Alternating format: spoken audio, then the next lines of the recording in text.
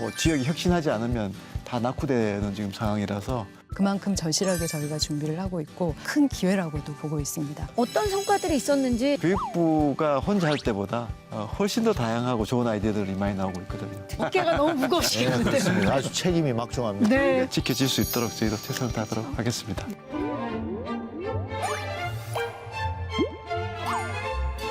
자, 라이즈와 글로컬 정책을 통해서 변화되는 모습 굉장히 기대가 되는데요. 계속해서 좀 이야기를 나눠보도록 하겠습니다.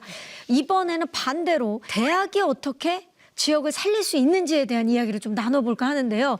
사실 대학 자체의 경쟁력이 곧 국가와 지역의 미래를 결정짓는 핵심 요소라고도 볼 수 있지 않습니까? 자, 그렇다면 현재 우리나라 대학 교육의 경쟁력은 어느 정도라고 생각하십니까? 국가 경쟁력은 뭐 지금 상당하지 않습니까? 높죠. 우리가 작년에 벌써 일본을 국민 소득을 그렇죠. 앞섰고 네. 그다음에 뭐 세계 랭킹 한 20위권 정도의 국가가 됐음에도 불구하고 유독 대학 경쟁력에 있어서는 이렇게 인정을 받지 못하는 그런 실정입니다. 그야말로 대학도 이제 변화가 네, 필요한 네. 예, 시기인데, 자, 그렇다면 새로운 라이즈 체제에서 이 지역 발전을 뒷받침하려면 대학의 기능과 역할을 좀 어떻게 변화해야 한다고 생각하시나요, 원장님? 중요한 핵심 포인트는 산업체와 지자체, 대학이 셋이서 같이 트로이카가 돼서 같은 마차를 끌고 가야 되는데, 지자체와 산업체가 원하는 그들의 요구에 맞는 대학의 변화가 아주 절실히 필수적으로 필요하거든요. 안 그러면은 2인 삼각 하다가 달리기 하다 넘어지듯이 안 맞을 수밖에 없지 않겠습니까? 그래서 지자체 측면에서도 대학의 역할이 이제 과거의 역할, 학문, 그다음에 인재 양성, 여기에만 머물지 말고 지역이 필요로 하는 어떤 역할을, 롤모델을 새로이 저희가 혁신 모델을 만들어야 된다고 계속해서 우리 부총님 포함해서 많은 분들이 얘기를 해왔지 않습니까? 그런 차원에서 좋은 모델이 애리조나 대학교의 미국의 ASU에서 걸어왔던 지난 20년의 과정이 있습니다. 그들은 꽤 오래전부터 학생들의 수업을 온라인으로 해오기 시작했습니다. 공동 실험이라든지 세미나라든지 이런 때는 당연히 현장에 모여서 같이 또 소셜 커뮤니티를 형성을 해가면서 그 역할을 해왔기 때문에 보완제가 있었고요. 우리하고 다르게 국가에서 시시때때로 굉장히 체계적으로 지원하는 재정 지원이 현저히 부족했기 때문에 본인들이 자기들의 자산을 담보로 맡기고 차입을 해서라도 그 재정을 확보하는 노력을 했습니다. 그리고 대학 교수뿐만 아니라 학생뿐만 아니라 모두에게 그 학습을 지속적으로 제공할 수 있는 새로운 체계를 만들어서 학습센터까지 만들어서 그 센터 내에서는 연구지원팀 같은 것도 두고 그 연구지원팀이 교수님도 돕고 새로운 개념의 학습을 발굴하고자 할 때는 그것을 플래닝하는 것까지도 지원을 했다고 합니다. 그 결과 단순히 애리조나 주립대학이 학생들의 정지 요건이나 꾸준히 많은 학생들이 들어오는 것에만 성공한 것이 아니라 연구 능력도 미국 내 6위로 차고 올라갈 정도로 모든 것들을 3부학제를 다 성공적으로 모델을 가져왔다. 결국 대학뿐만 아니라 산업체뿐만 아니라 지자체까지. 그래서 산업체도 애로사항이 있으면 대학이 먼저 제안을 해서 들어가서 같이 고민하고 해결하는데 어떤 한 부분을 담당해줘서 결국 기부금이나 투자가 지속적으로 많은 양으로 계속 지속 발전할 수 있는 그런 롤 모델로 존재하고 있습니다. 네, 대학이라는 이제 그 기관이 워낙 이제 서구에서 이제 그 1088년에 볼로냐 대학이라고 처음 시작됐지 않습니까? 처음에 시작될 때는 이제 그 교육에 대한 교육 기능, 고등교육에 대한 이제 기능이 이제 가장 중요했고, 그러다가 이제 연구개발이 워낙 이제 활발하게 되니까 두 번째로 이제 그 대학에 덧붙여진 기능이 연구개발이거든요. 이제 세 번째가 지역사회에 대한 기여입니다.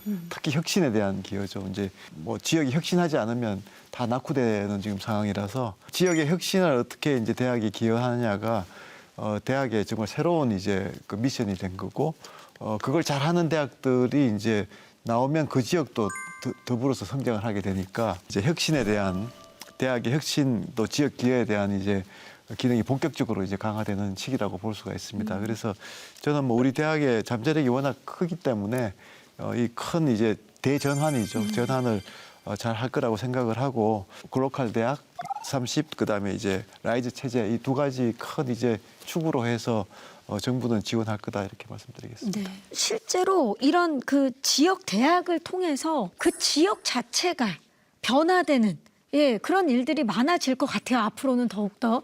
우리 김기숙 국장님께 좀 질문을 드려볼게요. 좀 이런 그 지역 대학을 통해서 지역이 활기를 되찾는 그런 사례들도 꽤 있을 것 같은데요. 네, 맞습니다. 조선대학교 인근에 지금 이제 광주에 구도심이 있는데 구도심의 충장로 굉장히 유명한 데인데 유명하죠. 충장로 인근의 유휴 공간을 활용을 해서 도심 캠퍼스를 조성하고 있습니다. 물론 조선대 미대생들이 그곳에서 창작을 하고 전시할 수 있는 공간으로 활용이 됨과 동시에 우리 창업자들을 위한 코워킹 스페이스로도 활용이 될 예정입니다. 그래서 이를 통해서 인근 뭐 소상공인들에게도 이 공간이 개방이 되고 침체됐던 구도심 활성화에도 대학이 적극적으로 기여를 하고 있습니다. 일단 대학이 그 지역에서 차지하고 있는 역할이 이전보다는 좀 더 혁신적인 모델로 자리매김해야 된다라고 앞서서도 계속 얘기가 나왔는데 가장 좋은 예 중에 하나는 주변에 사실은 그 글로컬 30이라는 프로그램에 그 선정이 된 중심 대학 말고도 주변에 저희가 그 대학들이 지역별로 상당히 많이 있지 않습니까? 그 대학들하고의 연계 프로그램도 상당히 의미 있는 진전들을 보고 있습니다. 저희 지역에는 이제 폴리텍 대학 같은 경우 잘 아시는 역할이 부여된 대학들도 있는데 그들하고 같이 서로 오픈된 공동학위제가 되는 거죠. 그 특정한 어떤 영역에 대해서. 그래서 그것들이 이제 이 진행이 이미 시작이 돼서 강좌까지 이제 여러 개 지금 마련이 됐고 그 이수한 학생들이 지금 나오고 있고요. 지역에 또 역할을 줄 수 있는 것이 글로컬 대학의 역할이 창업인 것 같습니다. 지역의 역할을 할 수 있는 중심 글로컬 대학들이 본인들의 학교에 또는 연관된 연계 전문 학교나 이 학교에서의 창업 시스템은 물론이고 지역에서 어떤 작은 산업이라도 강소 기업으로 성장할 여지가 있는 신기술 분야들의 아이디어는 있는데 어떻게 이것들을 우리가 창업이라는 개념으로 구체화하고 빠른 시간 내에 키워낼 수 있는가 하는 것들을 보육센터나 이런 것을 좀 더 강화시키고 실제로 많은 성과가 나고 있습니다. 글로컬 대학 30 프로젝트가 이미 진행이 되고 네, 있죠. 네. 저희가 그런 사례들을 영상으로 준비해봤거든요. 함께 만나보시죠. 지역과 대학의 동반 성장을 이끄는 글로컬 대학 30. 현재 20곳이 선정되어 새로운 도약을 준비 중인데요. 각 대학마다 어떤 비전을 가지고 있는지 살펴보겠습니다. 강원도에 위치한 한림대학교는 세계에서 가장 혁신적인 대학으로 거듭나기 위해 4가지 주요 전략을 내세웠는데요. 그중에서도 지역 현안 해결책으로 한림 마이크로 캠퍼스를 도입했습니다.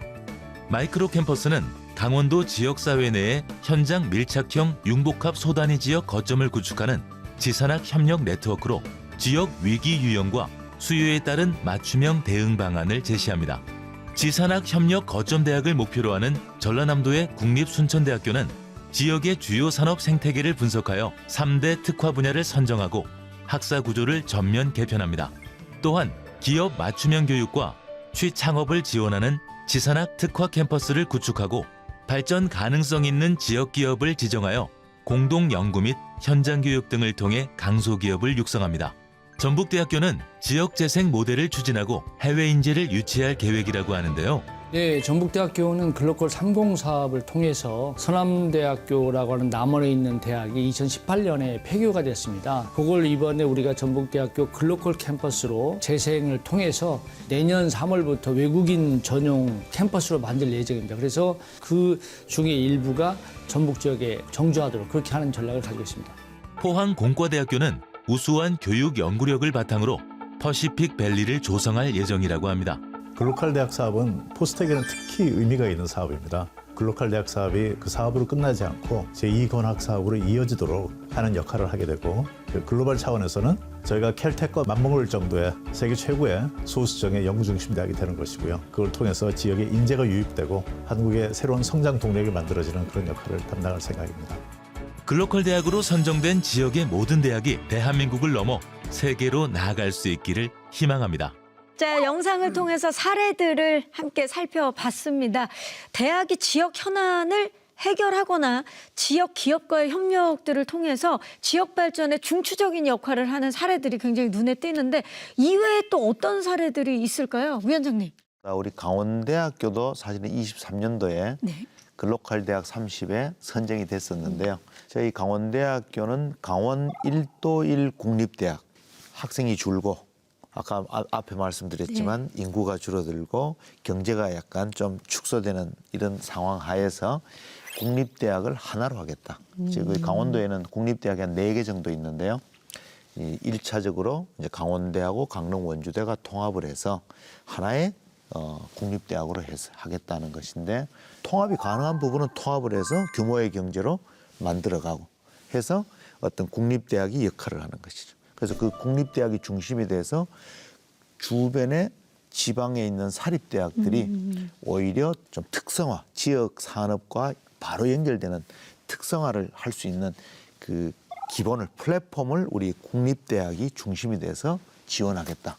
강원 1도 1 국립대학도 대학 통합이 메인이 아니라 결국 그 다음에 지역의 혁신과 지역의 발전에 이 대학의 시스템을 만들겠다는 것이 강원 1도 1 국립대학의 모델입니다. 말씀하신 강원대랑 강릉 원주대 통합은 정말 아주 또 혁신적인 케이스입니다. 그동안 이제 국립대학이 통폐합을 할 때 그 이제 큰 대학이 작은 대학을 그냥 이렇게 흡수 통폐합을 했거든요.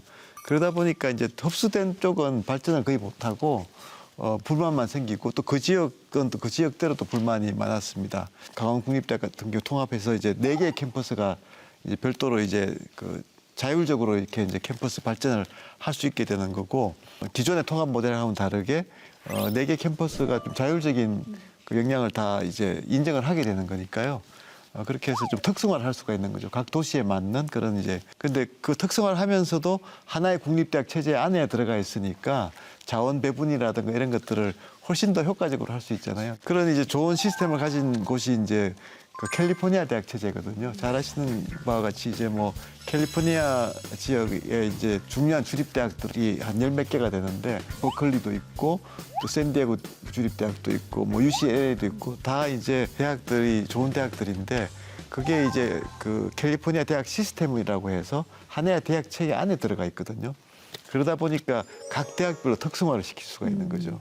그러니까 예를 들어서 어떤 특별한 학과가 있으면 그 학과를 4개 캠퍼스가 다 가지면 4분의 1씩 나눠 가져야 되잖아요. 근데 하나에 다 몰아주면 한 캠퍼스에 훨씬 더 이제 좋은 과가 되는 거죠. 이제 그런 식으로 이제 그 특화된 이제 캠퍼스로 가되 각 캠퍼스의 자율권을 보장을 해주면 각 도시가 그 특화된 캠퍼스와 함께 발전할 수가 있는 거죠. 네. 그렇다면 김영준 우리 원장님, 예. 경상권은 어떻습니까?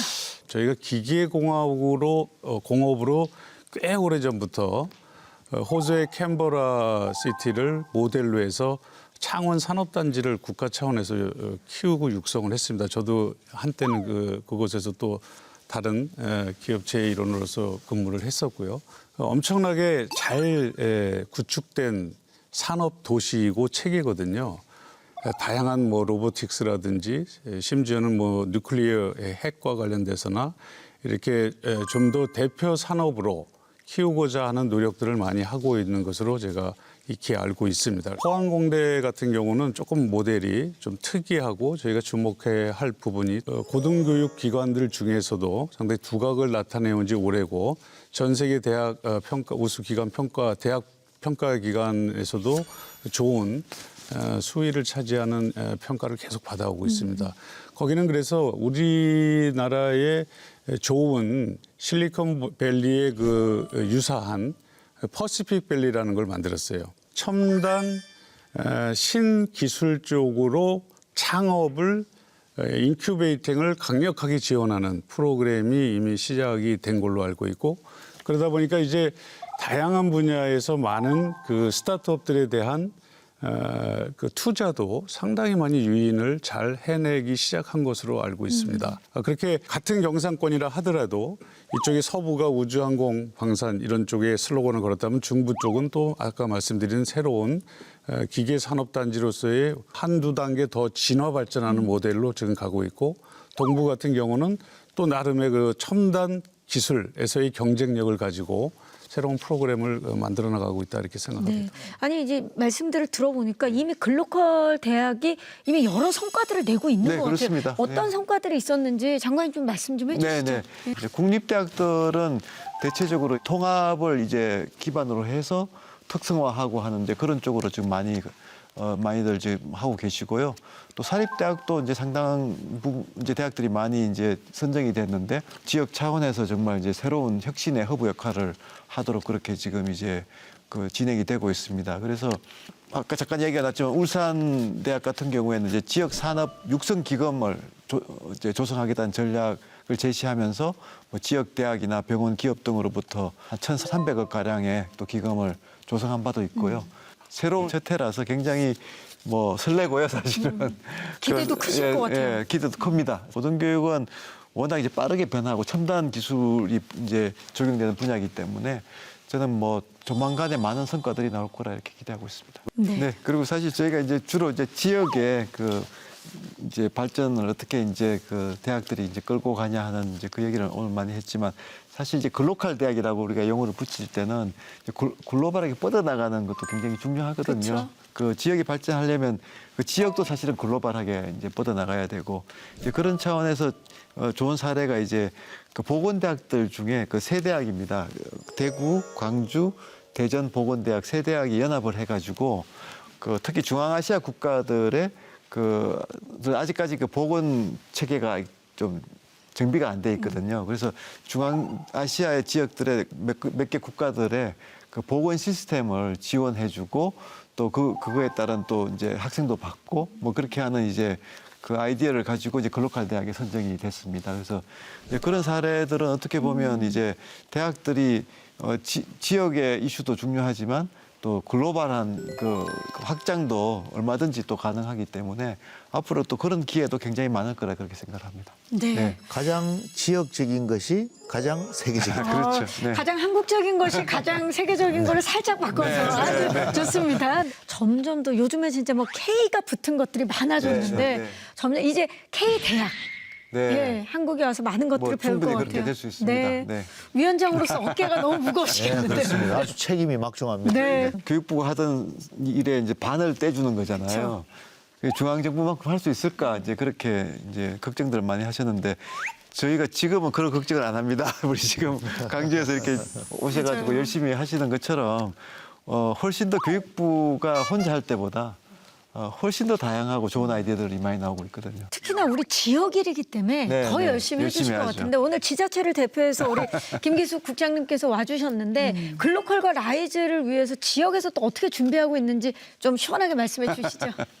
지역이 중심으로 돼서 또 지역이 가장 지역을 잘 아는 지자체가 대학과 산업이 각각 최고의 역량을 발휘할 수 있도록 그런 기본의 마음가짐을 가지고 저희는 라이즈 사업을 준비하고 있고 또 글로컬 사업을 준비를 하고 있습니다. 특히 광주의 경우에는 소통의 문제 굉장히 중시했습니다. 실제로 작년에 라이즈 기본계획을 수립하는 첫 단계에서부터 지역에 있는 모든 대학들과 정말 허심탄회하게 소통을 하면서 수없이 많은 논의를 하고 그 과정에서 나온 게 저희 이제 라이즈 기본계획입니다. 네, 네. 그만큼의 어떤 소통 과정을 중시를 했고요. 사실은 첫 해이기 때문에 저희가 부담감도 이게 많이 기대를 해주시지만 네. 또 부담감이 있는 것도 사실입니다. 근데 그 부담감이 굉장히 즐거운 부담감이라 이렇게 표현을 할 수 있겠습니다. 대학 총장님들과의 소통도 뭐 그전에도 계속했지만 지금은 또 훨씬 더 이게 어떤 그 구체적인 문제들가 있기 때문에 저희가 더 다양하게 계속 소통하고 있고 노력하고 있다는 말씀 드리겠습니다. 저희가 이제 교육정책 얘기할 때도 이제 초중등 얘기할 때도 소통 얘기 많이 했잖아요. 그쵸. 그런데 사실 대학의 혁신을 지원하는 그 정부의 역할에 있어서도 소통이 정말 중요하거든요. 중요하죠. 그래서 우리 저 국장님 말씀 들어보니까 정말 안심이 됩니다. 그 소통을 많이 하셔야 되거든요. 또 글로컬 대학들이 이름 그대로 지역 발전과 글로벌 경쟁력을 동시에 키우기 위해서 또 앞으로 또 어떤 노력들이 필요할까요, 장관님? 네, 그러니까 이제 시작입니다. 사실은 이제 혁신이 시작된 거고 정말 이제 생태계가 이제 막 이제 마련이 돼서 씨앗이 뿌려진 거고 이제 어떻게 피어나는지 그쵸. 하는 게 정말 기대되는 그런 상황이잖아요. 그 긴밀히 소통하는 게 정말 중요한 것 같습니다. 그 교육부 뭐 지자체랑도 계속 소통해야 되고 또 중앙 정부들도 같이 소통하면서 계속 지원을 해야 되고 계속 이제 새로운 모델들이 또 많이 나와줘야 되니까 모델은 이제 물론 바텀업으로 대학들이 제시를 하고 지역이 제시할 수도 있지만 또 이제 특히 글로벌 협력 같은 경우에는 또 중앙 정부가 뚫어줘야 되는 것도 있거든요. 그래서 이게 어떻게 보면 이제 바텀업과 탑다운에 또 잘 조화가 돼야 그래야 또 생태계가 잘 자랄 수 있을 거라고 생각을 하고요.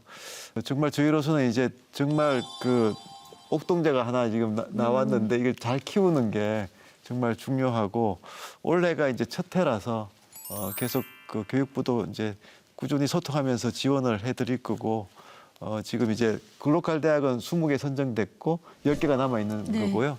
이제 라이즈 체제는 전체 17개 시도가 다 이제 7개가 시범하다가 다 이제 시작하는 거니까 원래 상당히 이제 바쁜 해인데 저희가 열심히 하도록 하겠습니다. 네. 자, 이제 정리를 하면서 한 말씀씩 부탁을 드릴까 하는데요. 이 라이즈와 글로컬 대학 30 프로젝트가 단기적인 효과에 그치지 않고 계속해서 지속 가능한 발전을 이루기 위해서 대학, 지역, 그리고 산업 각각 어떤 역할들을 해야 할지 각각의 입장에서 좀 말씀 부탁드리겠습니다. 위원장님. 지방 소멸이냐, 또 지역 대학의 뭐 위기로 폐교로 이어질 것이냐, 즉 동반 소멸이냐, 아니면 동반 성장이냐 하는 정말 그 갈림길에 있습니다. 2045년 이후에는 수도권을 제한 거의 전국의 모든 지역이 지방 소멸 지역으로 될 것이다라고 예상도 하고 있습니다. 그리고 또 그로부터 20년 정도 뒤가 되면 대한민국이 소멸 위험 지역에 뭐 속할 것이다라는 예상도 있을 정도로 지역의 위기는 지역에 그치지 않고 대한민국의 위기로 확산될 이어지죠. 수밖에 없겠죠.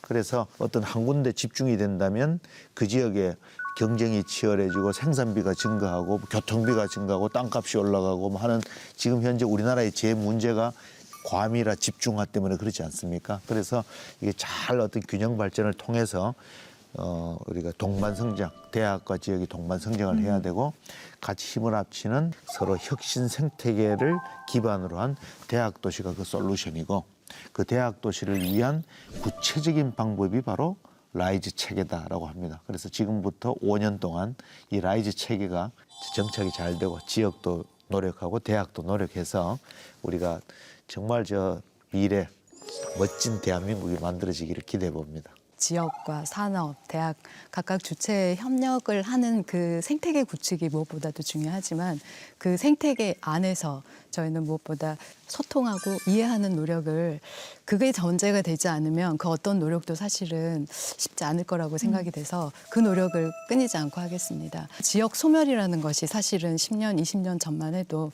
그래, 그럴 수 있을 거야 하는 거였는데 지금 현재는 각종 수치로 현실화가 되고 있습니다. 지역에서는 이 위기를 정말 무겁게 받아들이고 있고 이를 극복하기 위한 가장 현실적인 대안 중에 하나가 지금 라이즈 사업이라고 보고 있습니다. 그만큼 절실하게 저희가 준비를 하고 있고 또 큰 기회라고도 보고 있습니다. 아무쪼록 올해가 본격적으로 라이즈 사업이 시작되는 첫 해인 만큼 저희가 성공적으로 추진을 해서 지역과 대학 그리고 산업이 모두 동반 성장할 수 있도록 최선을 다하겠습니다. 네. 대학은 지금까지도 잘 기초연구나 대한민국을 대표하는 인재들을 계속 양성하는 훌륭한 노력을 해왔는데 대학도 이제는 지역뿐만 아니라 지금 당장의 산업 분야에서 필요한 부분에 더 많은 포커스를 하고 두 가지를 다 잘 균형 있게 그러나 좀 더 새로운 개념에 좀 몰두를 하는 노력이 필요하다. 그래서 이 부분은 모든 대학교의 교수님들도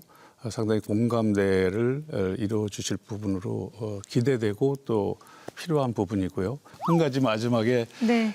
붙이고 싶은 얘기는 어찌 보면 제일 중요한데 라이스 사업으로 가고 그 안에 어떻게 보면 적토마 센터포드가 글로컬 사업이 시작됐는데 이런 정책에서는 계속적으로 그 핵심 역할을 놓지 말아주시면서 모니터링해 주시고 지원해 주시기를 간곡히 부탁을 드립니다. 네, 지금 이제 막 시작을 한 상황이라서 세 분이 주신 말씀대로 그렇게 교육부도 잘 열심히 할 거고요. 특히 이제 이 내 기관, 내 그 영역 간에 그동안 사실 좀 높게 쌓여 온 그 벽이 있었던 것 같습니다. 그래서 그 벽을 이제 허물고 이 내 분야가 이제 융합하면서 이렇게 발전하는 생태계를 구축하는 거니까 이제 그렇게 하려면 정말 소통이 정말 중요한 것 같아요.